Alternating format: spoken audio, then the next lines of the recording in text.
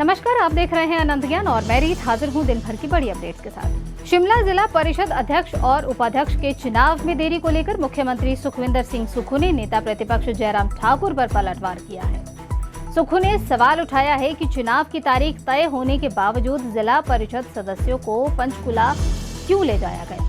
मुख्यमंत्री ने ये भी कहा कि अगर जयराम ठाकुर चुनाव में देरी के विरोध में धरने पर बैठते हैं तो अच्छी बात है, लेकिन उन्हें ये बताना चाहिए कि सदस्यों को चुनावी बैठक में भेजने की बजाय होटल में क्यों रखा गया। उन्होंने कहा कि जिला परिषद के चुनाव होकर रहेंगे और इन्हें कोई नहीं रोक सकता। वहीं सीएम सुक्खू ने तंज कसते हुए ये भी कहा कि कुछ सदस्य राजस्थान से लौट रहे हैं और थोड़ा सा उन्हें घुमा लिया जाए और फिर चुनाव के लिए लाया जाए। दरअसल जयराम ठाकुर ने चुनाव में देरी को लेकर सरकार पर सवाल उठाते हुए हाई कोर्ट जाने और जरूरत पड़ने पर धरना देने की चेतावनी दी थी। इसी के बाद मुख्यमंत्री ने पलटवार किया और वहीं शिमला जिला परिषद अध्यक्ष और उपाध्यक्ष के चुनाव से पहले सियासी समीकरण भी बदलते हुए नजर आ रहे हैं, क्योंकि भाजपा के खेमे में शामिल बताए जा रहे 2 नवनिर्वाचित सदस्यों के मुख्यमंत्री सुखविंदर सिंह सुक्खू से मुलाकात की चर्चा भी सामने आई है। हालांकि दोनों सदस्यों ने इस मुलाकात पर कोई भी सार्वजनिक बयान नहीं दिया है। वहीं जिला परिषद के अध्यक्ष और उपाध्यक्ष पद के लिए भाजपा और कांग्रेस के बीच कड़ा मुकाबला माना जा रहा है और ऐसे में एक सदस्य का समर्थन अहम है। 2 सदस्यों के कांग्रेस के पाले में जाने की चर्चा से चुनावी समीकरणों को लेकर हलचल भी बढ़ गई है।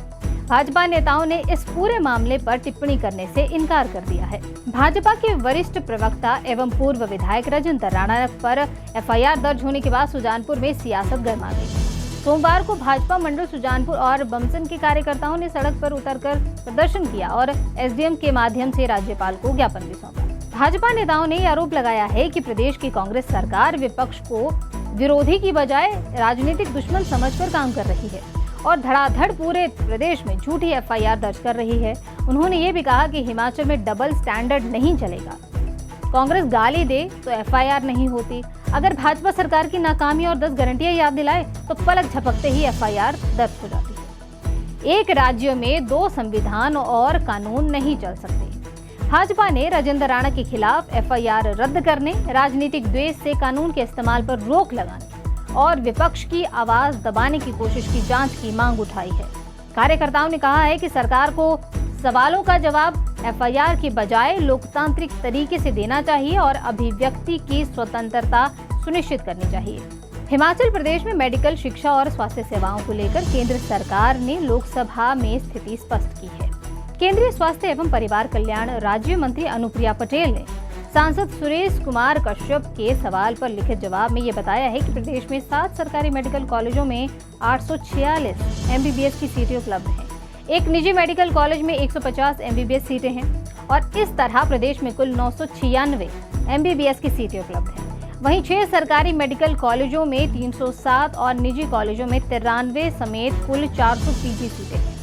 केंद्रीय स्वास्थ्य राज्य मंत्री अनुप्रिया पटेल ने यह बताया है कि डॉक्टरों और स्वास्थ्य संसाधनों में स्वीकृति, कार्यरत और रिक्त पदों का विवरण हेल्थ डायनामिक्स ऑफ इंडिया 2023-24 में उपलब्ध है। वहीं सांसद कश्यप ने ये बताया है कि चंबा, हमीरपुर और नाहन में 3 मेडिकल कॉलेज कार्यशील हैं। 6 मेडिकल कॉलेजों में 120 अतिरिक्त एमबीबीएस सीटों के लिए 144 करोड़ और एक कॉलेज में 17 अतिरिक्त पीजी सीटों के लिए 14.50 करोड़ रुपए मंजूर किए गए हैं। बिलासपुर में एम्स और टांडा शिमला में सुपर स्पेशलिटी ब्लॉक भी स्वीकृत है। हिमाचल प्रदेश हाईकोर्ट ने औद्योगिक एवं अन्य उपभोक्ताओं को बड़ी राहत देते हुए बड़ा फैसला सुनाया है। अदालत ने कहा है कि डीजल जनरेटर या अन्य साधन से केवल अपने इस्तेमाल के लिए पैदा की गई बिजली पर राज्य सरकार बिजली ड्यूटी नहीं लगा सकती। अदालत ने हिमाचल प्रदेश बिजली अधिनियम 2009 की धारा 3 की उपधारा 1 के खंड 11 को अवैध और असंवैधानिक मानते हुए रद्द किया है। ये फैसला न्यायाधीश विवेक सिंह ठाकुर और न्यायाधीश रंजन शर्मा की खंडपीठ ने मेसर्स रुचिरा पेपर्स लिमिटेड की याचिका पर सुनाया है। फैसले से उन उद्योगों और संस्थानों को राहत मिलेगी जो बिजली आपूर्ति बाधित होने पर अपनी जरूरत के लिए जनरेटर से बिजली पैदा करते हैं। इससे स्वयं उत्पादित बिजली पर लगने वाले अतिरिक्त वित्तीय बोझ से भी राहत मिलने की उम्मीद है। राजधानी शिमला में खराब मौसम के बीच सोशल मीडिया पर स्कूल कॉलेज बंद करने का एक फर्जी आदेश वायरल हो गया है। पत्र में ये दावा किया गया है कि 10 अगस्त को जिले के सभी सरकारी और निजी शिक्षण संस्थान बंद रहेंगे। आदेश पर डीसी शिमला के नाम पर हस्ताक्षर भी लगाए गए थे। वायरल पत्र में स्कूलों के अलावा कॉलेज, आंगनबाड़ी केंद्र, ITI, पॉलिटेक्निकल, कोचिंग सेंटर्स और नर्सिंग संस्थानों को बंद रखने की बात कही गई थी। हालांकि जिला प्रशासन ने ये स्पष्ट किया है कि ये आदेश पूरी तरह से फर्जी है और प्रशासन की ओर से जारी नहीं किया गया है। प्रशासन ने लोगों से अपील की है कि सोशल मीडिया पर वायरल ऐसे किसी भी पत्र पर बिना पुष्टि के भरोसा ना करें। प्रशासन ने कहा कि छुट्टी या शिक्षण संस्थानों को बंद करने से संबंधित आदेश केवल अधिकृत माध्यमों से ही जारी किए जाते हैं। सरकारी अधिकारी के नाम पर और हस्ताक्षर का इस्तेमाल कर फर्जी दस्तावेज तैयार करने के वालों के खिलाफ नियमानुसार कार्रवाई की जाएगी। सोशल मीडिया पर खबर, तस्वीर या वीडियो तेजी से वायरल हो जाते हैं, लेकिन इसी के साथ फर्जी और भ्रामक सूचनाओं का खतरा भी बढ़ा है। हिमाचल पुलिस ने लोगों से अपील की है कि किसी भी सूचना को आगे शेयर करने से पहले उसकी सत्यता जरूर जांचें। पुलिस के अनुसार गलत सूचना से भय, तनाव और अफरा तफरी का माहौल बन सकता है। सरकारी आदेश, मौसम चेतावनी, पुलिस कार्रवाई, आपदा, भर्ती और अन्य संवेदनशील सूचनाओं की पुष्टि संबंधित विभाग की आधिकारिक वेबसाइट या प्रमाणित सोशल मीडिया अकाउंट से करें। पुलिस ने पुरानी तस्वीरों, एडिटेड वीडियो और फर्जी स्क्रीनशॉट से भी सावधान रहने की सलाह दी है। किसी परिचित के भेजने या सोशल मीडिया पर तेजी से वायरल होने भर से सूचना को सही ना माने और संभव हो सके तो एक से अधिक विश्वसनीय स्रोतों से क्रॉस चेक जरूर करें। डीजीपी अशोक तिवारी ने लोगों से जिम्मेदार डिजिटल नागरिक बनने की अपील करते हुए ये कहा है कि संदिग्ध सामग्री को वायरल करने की बजाय उसकी तथ्य जांच करें और केवल सत्यापित जानकारी ही साझा करें। देश भर में किसानों के 10 अगस्त को आयोजित जेल भरो आंदोलन के बीच ऊना में किसान संगठनों ने केंद्र सरकार के खिलाफ मोर्चा खोल दिया है। किसानों ने राष्ट्रपति द्रौपदी मुर्मू को मांग पत्र भेजकर MSP की कानूनी गारंटी, कर्ज माफी और श्रम संहिताएं रद्द करने समेत कई मांगे उठाई हैं। सीटू ऊना महासचिव गुरनाम सिंह के नेतृत्व में ADC ऊना के माध्यम से ये मांग पत्र भेजा गया है।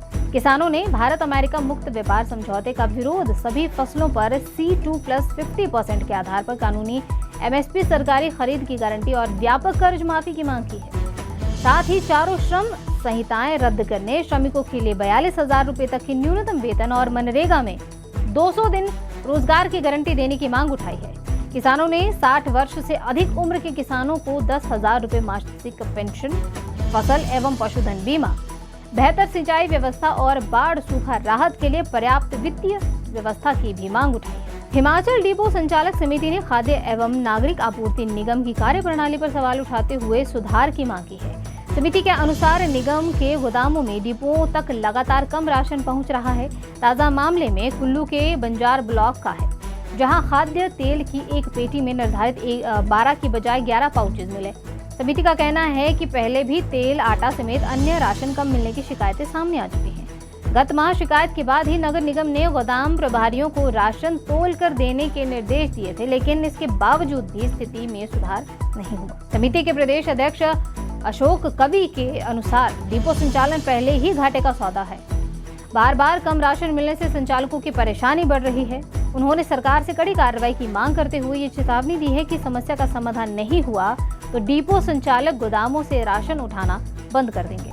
हिमाचल प्रदेश विश्वविद्यालय में फीस बढ़ोतरी की नई समय सारणी और छात्र संघ चुनाव बहाल करने की मांग को लेकर सोमवार को SFI ने लॉ फैकल्टी में प्रदर्शन किया।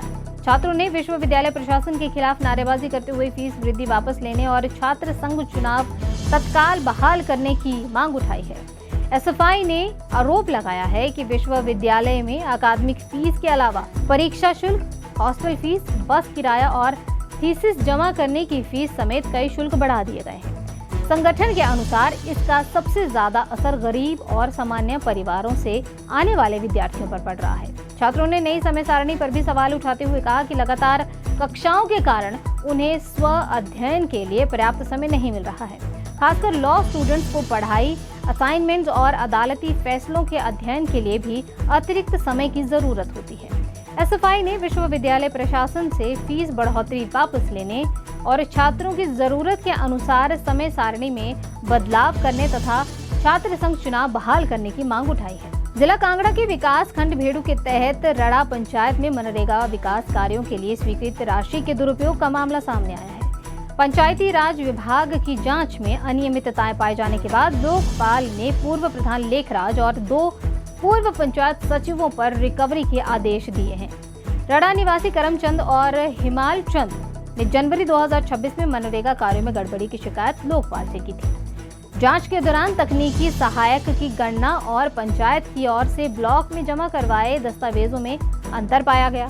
लोकपाल के 23 जुलाई 2026 के आदेश के अनुसार पूर्व प्रधान लेखराज से 30,655 और पूर्व पंचायत सचिव मिश्ना देवी से 30,655 रुपए, जबकि पूर्व सचिव प्रवीण कुमार से भी कुछ पैसों की रिकवरी की गई है। दोनों सचिवों के खिलाफ की गई कार्रवाई को उसकी सर्विस बुक में दर्ज करने के भी निर्देश दिए गए हैं। अधिकारियों ने मामले में संबंधित लोगों को चेतावनी देने के निर्देश भी दिए हैं। फिलहाल इस बुलेटिन में इतना ही। बाकी की तमाम जानकारी के लिए आप जुड़े रहिए अनंत ज्ञान के साथ।